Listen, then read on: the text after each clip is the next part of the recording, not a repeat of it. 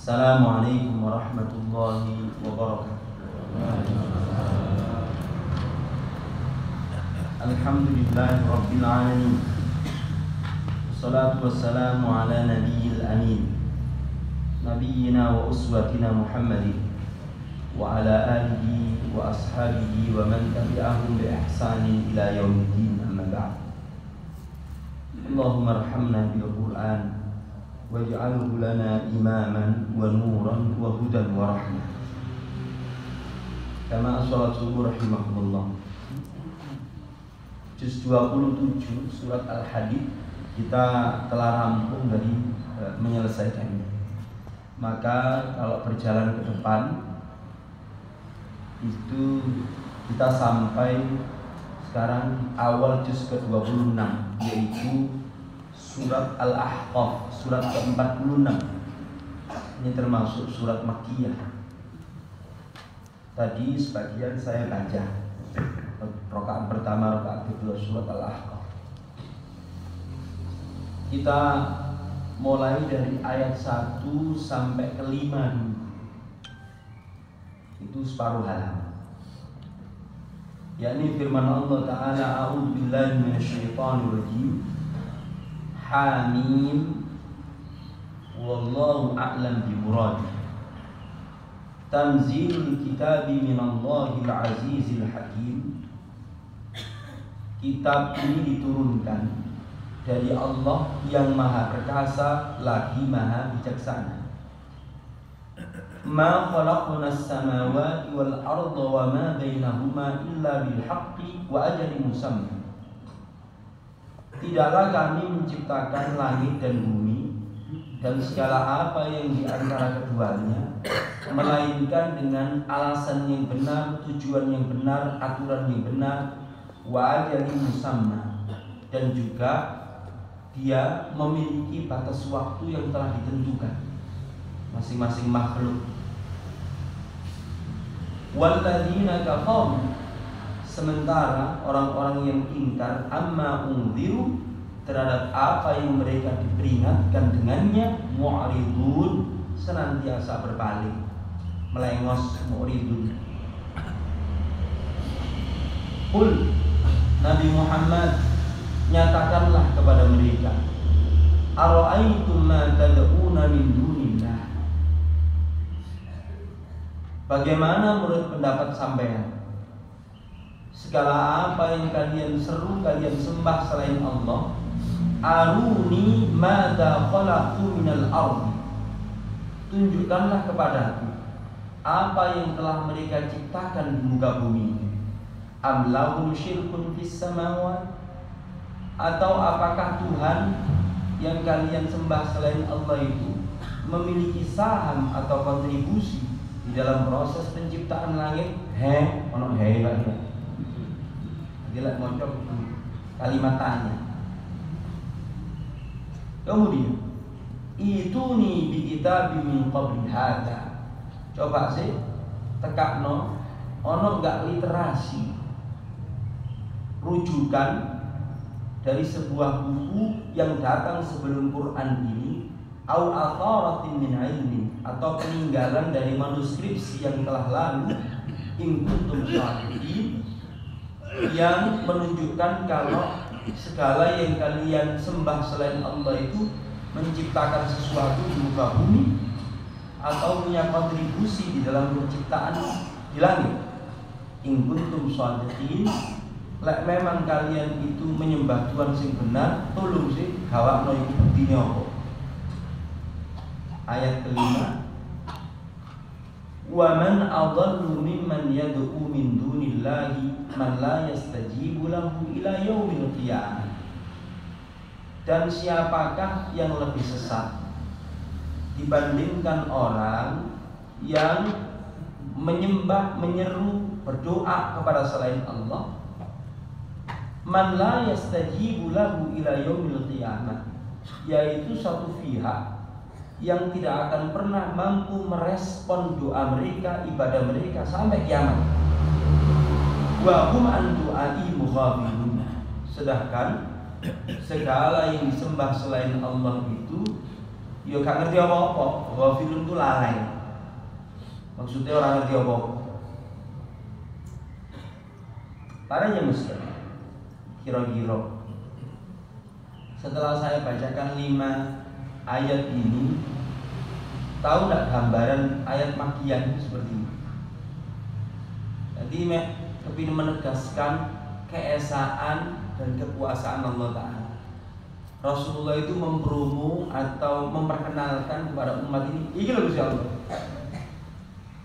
Segala yang kalian sembah, patung-patung atau segala pokoknya selain Allah itu ya orang fungsi ini aslinya. Cuman menegaskan begitu tak. Nah, selain di bagian awal surat-surat Makkiyah itu ada penegas tentang Al-Quran yang diturunkan kepada Nabi Muhammad itu berasal dari yang maha perkasa, lagi maha bijaksana, atau yang seperti itu. Sekarang kita tengok tadabbur Sesati ayat 1 dan 2. Setelah Allah menjelaskan tentang garansi bahwasanya Al-Quran itu diturunkan darinya, kemudian Allah menjelaskan penyebutan tentang proses penciptaan langit dan bumi itu murni adalah Allah. Fa jama'a bainal khalqi wal amr. Allah menghimpun di sini antara bukti penciptaan sekaligus perintah untuk tantangan. Coba saya tunjuk selain yang disembah selain aku iki iso nggawe apa? Lahul khalqu wal amr. Ini seperti menegaskan di dalam surat Al-A'raf ayat ke-54 bahwasanya Allah Ta'ala itu lahul khalqu wal amr, punya otoritas mencipta dan punya otoritas untuk memerintah. Yang berikutnya ayat yang ke-5 dinukil pendapatnya Ibnu Jazzi, wa man adallu maknaha, kata Ibnu Jazzi, la ahadun adallu mimman yad'u ilahan la yastajibu lah. Tidak ada seseorang yang lebih sesat daripada orang yang menyeru sesuatu yang tidak bisa merespon. Krungu ae enggak, jawab ae ora iso, kok disembah. Wahia al-asnam, yaitu berhala atau reco. Fa inna la tasma'u wa la taqilu. Itu berhala itu mendengar yang tidak bisa, berpikir yang tidak bisa, bahkan mereka mencipta tidak bisa, bahkan diciptakan.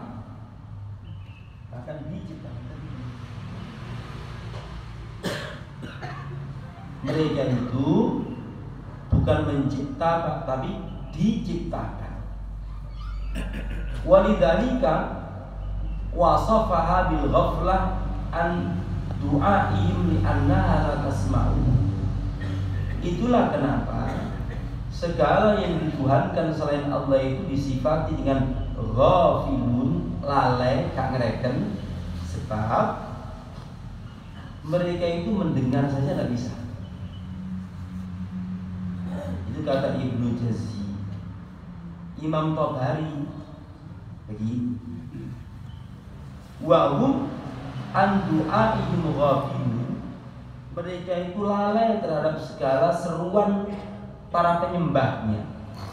Wa innama ana wasfiha ghaflah, apa disifati dengan lalai, tamthiluha bil insani sahi amma yaqulu lahu. Dipersamakan dengan seseorang yang gak ngereken terhadap segala apa yang mereka dengar. Idza kanat la tafhamu mimma yuqalu laha syai'an kama la yafhamul ghafil. Jadi seseorang yang tidak memahami ucapan apapun yang diucapkan seseorang itu disebut ghafil. Paham atau tidak? Mari kita sekali.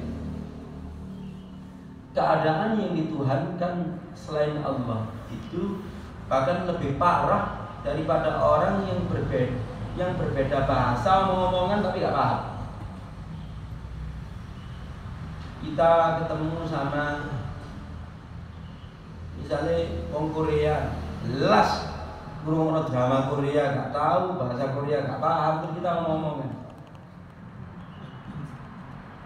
Ibu gak ngerti ini apa? Zaman semaur yo, dek gak paham, dek ngomong zaman yo gak paham. Nah, itu dipersamakan seperti itu. Nah, semuanya itu adalah dalam rangka taubih. Taubih itu mengecam, ngilokno. Kalau keadaannya semacam itu, awakmu gak mikir. Inilah style dari ayat-ayat Makkiyah, ajakan untuk berpikir apakah yang dituhankan selain Allah itu pantas untuk dituhankan. Sekarang langsung ke halaman yang kedua dari surat Al-Ahqaf. Wa idza husyiran nasu kanu lahum a'daan. Dan apabila kelak manusia itu digiring ke mahsyar di pengadilan Allah Ta'ala, kanu lahum a'da'an, sesembahan yang disembah selain Allah itu terhadap yang menyembah itu jadi musuh. Jadi musuh. A'da'an itu jadi musuh. Yang disembah lah pokoknya nyembah. Lah sing menyembah, kok iki biar tak pikir bisa nyelametno kene. Soale dhek kok nyembah. Wa kanu bi ibadatihim kafirin, dan mereka yang disembah itu terhadap penyembahan mereka sendiri itu mengingkari. Soale dhek sapa sing kok nyembah. Itu hal-hal yang mendasar gini para jemaah sekalian, itu pernah enggak kita jadikan dialog di rumah kita? Misalnya anak Anda pulang sekolah, sama pihak sekolah diceritani tentang agama-agama yang ada di Indonesia dan yang mereka sembah.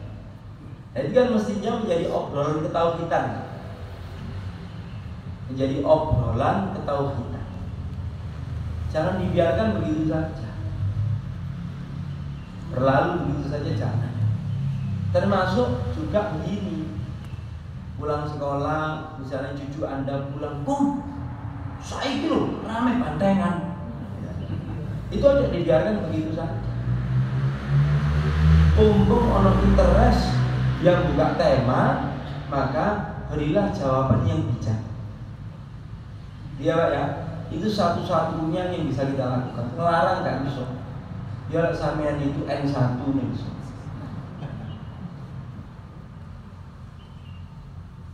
Saya bacakan dulu ini sampai ayat ke-14. Panjang. Wa idza tutla 'alaihim ayatuna bayyinatin. Apabila dibacakan kepada orang-orang yang ingkar, pada mereka itu ayat-ayat Kami yang menjelaskan. Qala alladziina kafaru lil haqqi lamma jaa'ahum. Berkatalah orang-orang yang ingkar kepada kebenaran tatkala kebenaran itu datang kepada mereka, hadza sihrun mubin. Iki adalah sihir yang nyata. kalimat-kalimat sing diwacakno Muhammad itu mengandung aspek magis. Hati-hati kalau ojo dirungokno rek. Itu maksudnya pada konteks waktu itu. Am yaquluna iftara. Apakah mereka itu menuduh Nabi Muhammad itu gawe-gawe? Artinya Quran itu made in Muhammad sallallahu alaihi wasallam. Qul, katakanlah wahai Nabi Muhammad, ini iftaraituhu fala tamlikuna li minallahi syai'a. Jadi Nabi Muhammad, lek pancen aku iki gawe-gawe Quran itu, terus sapa sing iso nulungi aku lek sampai aku iki diadab oleh Allah Taala itu sapa? Aku ya gak iso ngeles kan. Wa a'lamu bima tufiduna fihi. Dia lebih tahu terhadap apa yang diucapkan di dalam Al-Qur'an itu. Wis ya, kafa bihi syahidan baini wa bainakum. Cukuplah Allah menjadi saksi antara aku dan antara kalian bahwa Al-Qur'an ini telah aku sampaikan kepada kalian. Wa huwal ghafurur rahim. Allah itu Maha pengampun, kasih sayang yang terus-menerus. Qul, Nabi Muhammad, katakanlah kepada mereka, ma kuntu bid'am minar rusul. Aku ini bukanlah rasul yang kali pertama. Bid'ah itu pertama kali tanpa contoh. Aku ini pelanjutnya rasul-rasul sak durungku rek. Ma kuntu bid'am minar rusul. Aku ini gak bawa ajaran sing baru. Rasul-rasul mulai biyen nggawa kaya aku ini. Wa ma adri ma yuf'alu bi wala bikum. Dan aku tidak mengetahui apa yang diperbuat terhadapku dan terhadap kalian. In attabi'u illa ma yuha ilayya. Tidak lain aku hanya mengikuti apa yang diwahyukan kepadaku. Wa ma ana illa nadhirun mubin. Para rasul itu dan mengatakan, dan aku tidak lain adalah seorang pemberi peringatan yang nyata. Qul, Nabi Muhammad, omongno nang wong-wong itu, ara'aytum in kana min indillahi. Ya apa menurut sampean, lek Al-Qur'an iki tibane temenanan berasal dari Allah, wa kafartum bihi. Dan kalian wis kadung kafir nang Qur'an itu. Padahal wa syahida syahidun min bani Israila ala mithlihi fa amana wastakbartu. Padahal ada seseorang yang menyaksikan di antara Bani Israel itu atas yang serupa dengan Al-Qur'an ini, dan dia mengimaninya, sementara kalian menyombongkan diri terhadap Al-Qur'an itu. Maksudnya Abdullah bin Salam. Ono wong Bani Israel atau wong Yahudi sing mau menerima Al-Qur'an dan masuk Islam. Innallaha la yahdil qaumadh dhalimin. Allah tidak ngasih petunjuk kepada orang-orang yang zalim. Wa qala alladziina kafaru. Ini perhatikan ayat ini. Ini cukup unik. Konteksnya pada waktu itu gara-gara ono kasta-kasta. Saya bacakan. Wa qala alladziina kafaru lil ladziina aamanu. Berkatalah wong kafir nang wong mukmin, lau kana khairam ma sabaquna ilaihi.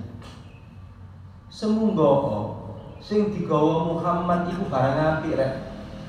Niscaya wong melarat-melarat bloke Bilal, Khobab, Ammar, ambek keluargane Pak Yasir iku gak disini kami. Semunggo Quran iku memang apik, sing digawa Muhammad iku apik. Mesti sing oleh yo ayas karo awak-awakmu iki rek, bangsawan Mekah iki rek. No, wong kafir ngomong gitu. Wa id lam yahtadu bihi fasayaquluna hadza ifkum qadim.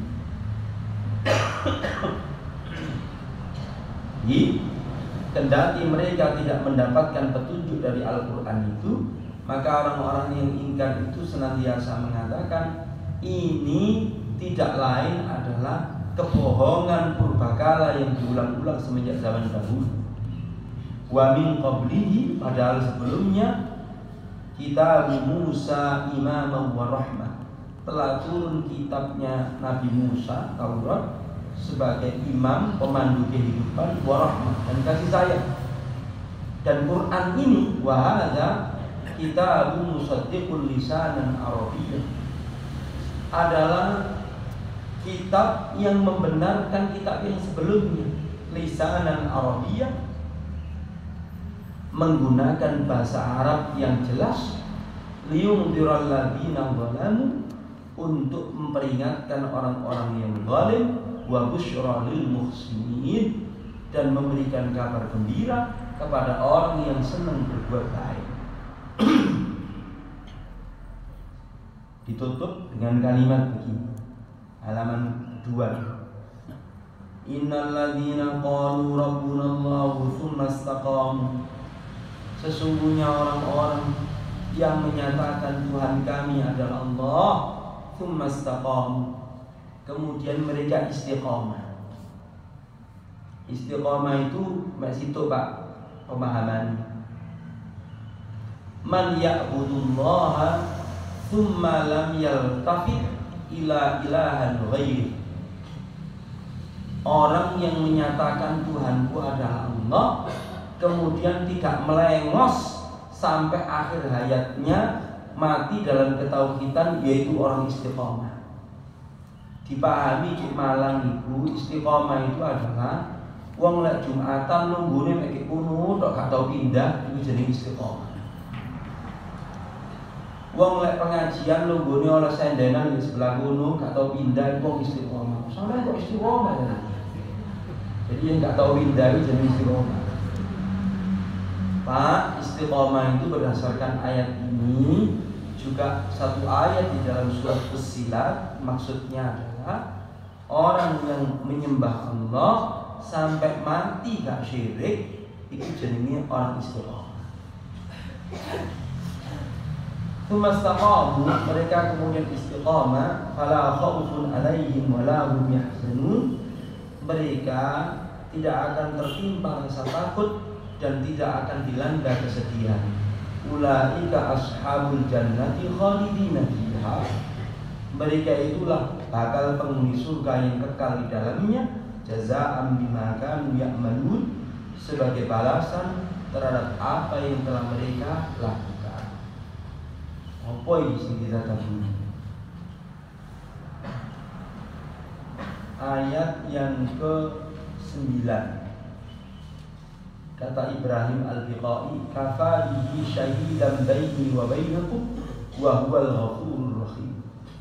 Fa fi hadzal khitam targhibun lin nabi sallallahu alaihi wasallam fi safhi anhum fima nasabu ilaihi fi iftitahiha min al-iftira.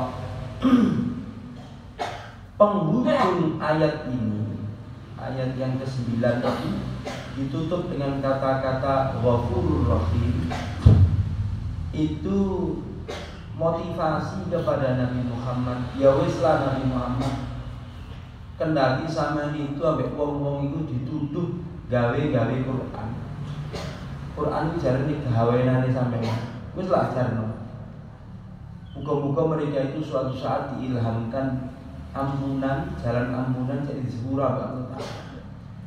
Wa nadaba ilal ihsani ilaihi, tetap sampai Nabi Muhammad berlakulah baik kepada mereka yang menolak, menuduh sampean. Wa targhibun lahum fit taubah, sekaligus ayat itu memotivasi wong sing menuduh Nabi Muhammad itu kongkon dandang taubat. Para ya sekali. Nanti sing nom-nom silakan buka YouTube. Kalimat ini ayat 9 ini iku digawe perdebatan di perguruan tinggi ilmu Al-Qur'an. di Jakarta. Menuduh Nabi Muhammad bikin Quran itu diucapkan profesor itu Amerika, tapi aslinya orang Madura. Profesor Madura, alumni Al-Amin Perenduan Sumenep, jenenge Mun'im Sirri, profesor. Dia mengajukan sebuah disertasi, tesis bahwa itu Al-Quran itu berpotensi sebagai kalamnya Nabi. Pak, saya anjurkan sing nom-nom, jenengan seneng mikir ya gak apa-apa, sing tua-tua ndelok bisa gak apa-apa. Jadi omongan ini iki, Pak, omongan ini itu sebetulnya diulang-ulang pada setiap masa. Zamane Nabi Muhammad sing ngomong iku iki. Kok zamane para sahabat sing nuduh iku iki. Lah zaman kita ini putra-putri umat Islam sing pikirane dirusak. Kayak beasiswa kan bisa ngondot lumayan kon sekolah nang Sorbonne, nang Amerika lah lumayan Pak. Bisa keliling delok Amerika ya. Mulai ini pinter cara Inggris ngono. Langkut dikongkon ngomong ngene iku ke negara. Bikin kacau. Anda silakan tengok ya. Di situ nanti ada perdebatan antara Profesor Mun'im Sirri dengan Ustadz Muhammad Nuruddin. Kok digolek ya Pak ya? Nom-nom ya. Rodok suwe tadi, jam setengah atau 2 jam. Tapi api, dengarkan dengan seksama. Dengarkan dengan sesama. Itu penting bagi para dai, penting untuk baca, didengarkan juga. Jadi omongan sing niki mulai biyen niku ono, saiki diperbarui tapi sing dikon ngomong sing gelare profesor. Ini. Terus jadi ini Imam Ibnu Katsir. Kafa bihi syahidan baini wa bainakum wa huwal ghafurur rahim. Fa hadza tahdidun lahum wa wa'idun akid. Ayat ini sebetulnya adalah ancaman sing sangat bagi mereka. Wa tarhibun syadid, ancaman sing medeni. Wa qauluhu jalla wa ala wa huwal ghafurur rahim. Sementara ditutupnya oleh Allah Ta'ala itu dengan kalimat wa huwal ghafurur rahim. Tsumma tarhibun lahum ila taubah. Wong-wong sing ngomong Quran itu made in Nabi Muhammad itu kongkon dandang taubah. Mbak maksudnya Kak, ini Imam Ibnu Katsir itu bila sing ngomong ngono iku kon taubah. Itu ya Pak ya. Anda senang enggak perdebatan ilmiah? Anda didengarkan ya? Cuk delok berita politik kayak pegel. Karena tensi satu swidak ya. Terus pensiun sing dirungokno berita politik. Sampai anaknya laporan. Satu lu lek pengajian nang kandhani. Bapak iki saiki senengane delok berita politik tensine malah mundak terus.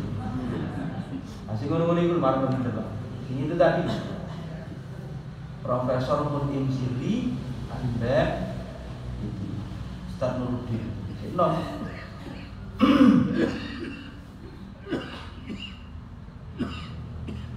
Ma kuntu bid'an minar rusul.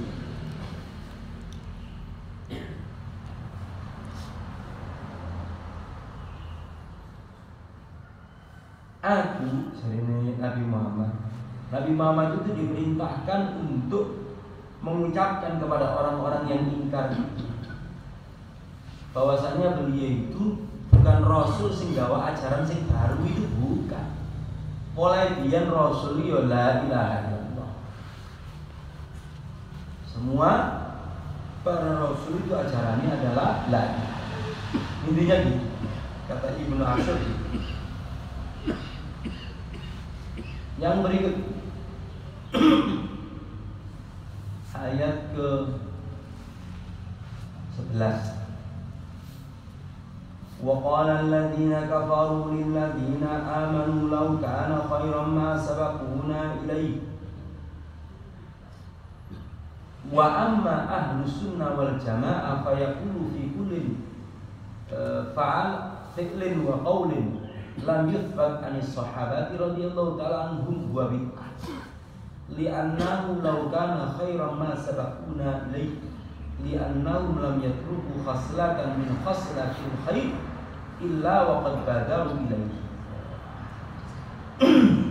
Jarene Imam Ibnu Katsir mengomentari ayat ke-11 Ahlu Sunnah wal Jamaah itu memiliki statement atau pendirian. Setiap perbuatan atau ucapan yang gak dilakoni para sahabat, yang para sahabat juga tidak setuju, maka itu adalah bid'ah. Sebab mereka adalah orang yang senantiasa semangat melakoni keapian sing dilakoni oleh Rasulullah. Dari para sahabat gak ngelakoni lah, kok ini ngelakoni? Tapi itu kata Imam Ibnu Katsir ya. Tapi konteks ayat ini isinya itu adalah mengabadikan ucapan para pembesar Mekah sing ngenyek wong mukmin. Sumangga sing digawa Muhammad iku apik. Lek kaapian lho mesti kene dhisik arek. Lah apa bloke wong marah-marah di dhisik. Gitu. Ya Pak ya.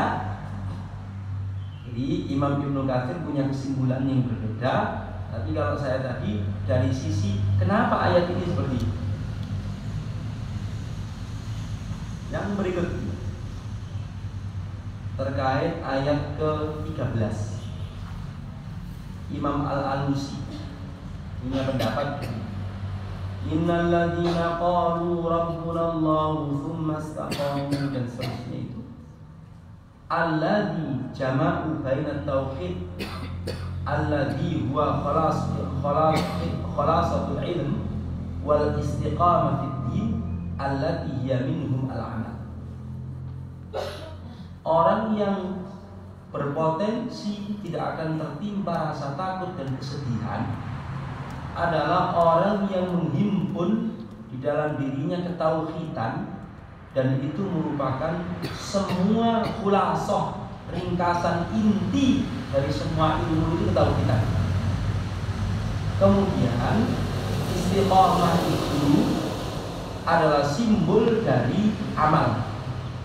Siapa yang bertauhid dan beramal soleh di dalam ketauhidan, mereka itulah orang yang layak, tidak tertimpa rasa takut, tidak dilanda kesedihan.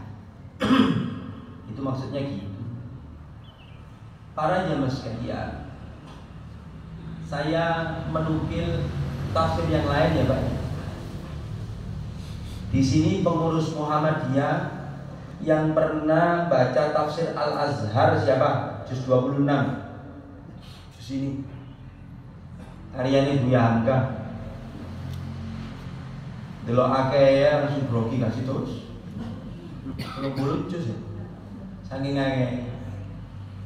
Saya alhamdulillah waktu kecil sudah menamatkan ya sebagian besar tafsir Al-Azhar karya Buya Hamka. Ketika Buya Hamka menjelaskan ayat ke-13 sama 14 ini, beliau itu cerita bapaknya. Cerita siapa Pak? Siapa jenenge bapak? Siapa jenenge bapak Buya Hamka? Haji Rasul. Julukannya itu Haji Rasul. Tapi bapaknya sendiri Haji Abdul Karim. Jenenge Abdul Karim.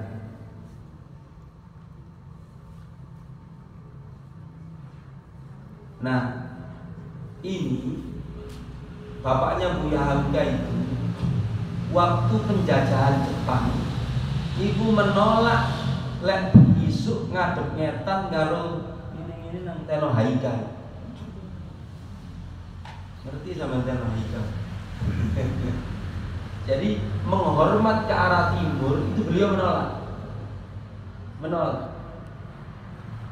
Sementara kendati beliau diancam, singkatnya dipateni, lebih penjara, pokok nolak. Tapi ketika ditanya orang-orang, orang kampung apa-apa yang dipaksa sama Jepang itu, maka beliau memberikan kelonggaran. Tapi tetap kafir ya.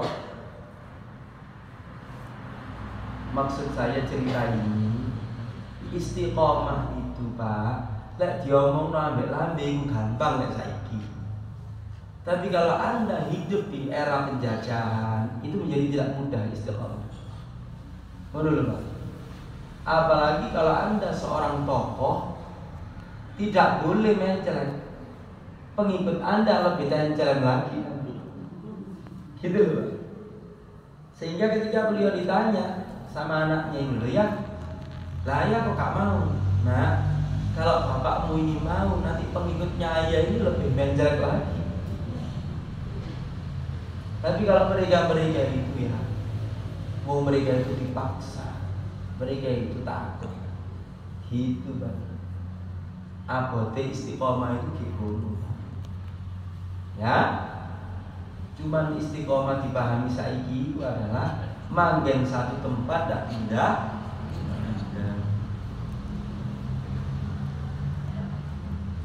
Definisi istiqomah yang saya sampaikan kepada Anda tadi adalah definisi yang dibikin oleh sahabat Abu Bakar As-Siddiq radhiyallahu taala.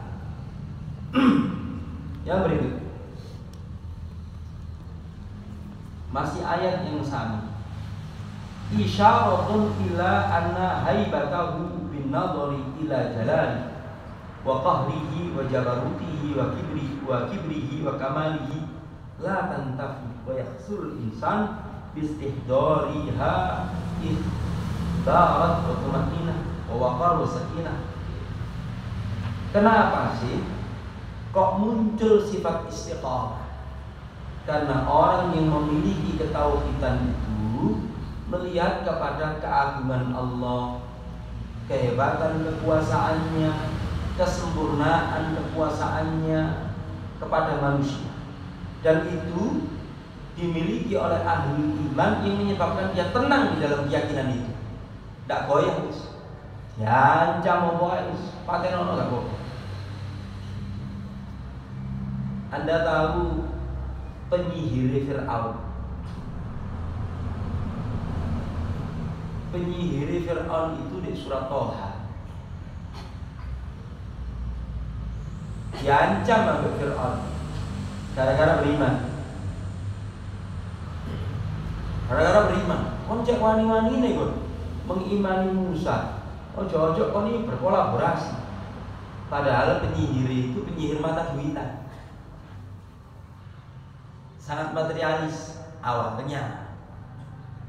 Tapi ketika antem-anteman dia melontarkan sihir, Musa melontarkan tongkat, maka mereka mengucapkan qalu amanna bi rabbi Haruna wa Musa.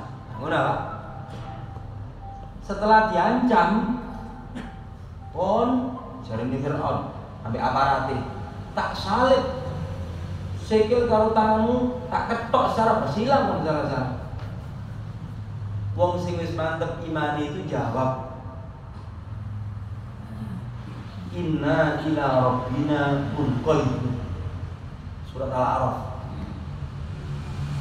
Kon pateni saiki kena, pateni meneh kena, kembali kami kepada Allah.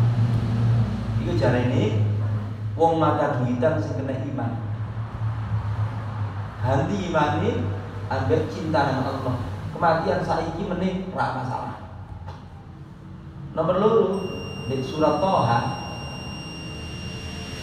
mereka mengatakan, ora apa-apa, kok pateni gak apa-apa. Semakin cepat kami juga akan semakin cepat pula mendapatkan ampunan dari Allah. Saya akan dibaca sendiri Pak ya. Jadi iman yang melahirkan sifat istiqomah itu muncul karena itu. Ya, godaan kita sekarang sama anak-anak kita itu bandengan, Pak. Ya.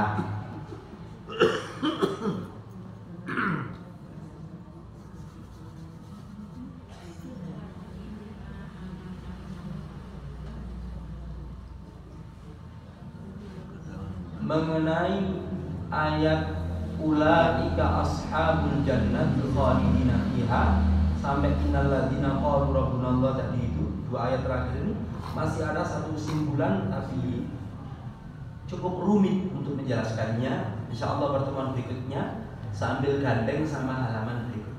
Cara mengamalkan satu halaman ini. Yang pertama, waduh, saya bilang waduh itu ini Pak, kalimatnya ini ib'ath an bid'atin mawjudatin bainan nasi wal sah ba'du man haulaka bitarkiha.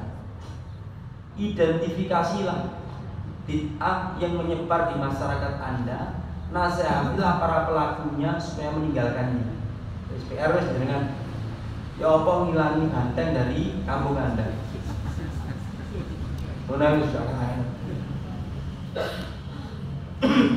Tapi sing santun lho Pak. Sing santun. Melur. Saya kemarin turun dari Lawang. Dari gunung. Itu mulai setelah sholat zuhur itu ada banyak sekali truk belakangnya itu disusun karo son. Kok iso kaya ngono ya Mas Pak? Jangan-jangan itu apa? Santun bagaimana mereka itu sing berdampak nang kemacetan, suara sing gak nyaman untuk orang istirahat dan sebagainya, itu bilang bagaimana? Ya apa jangan? Nomor 2, ibhaf an khairin wasbir ghairaka ila fi'lihi hadzal yawm. Carilah sebuah kebaikan, kemudian lakukanlah perlombaan dengan teman Anda untuk merealisasikan kebaikan itu. Boleh? Sesuatu kebaikan. Nomor 3, qul rabbi Allah tsumma jtahid fi tatbiqi jami'il ibadat bidzalikal yaum.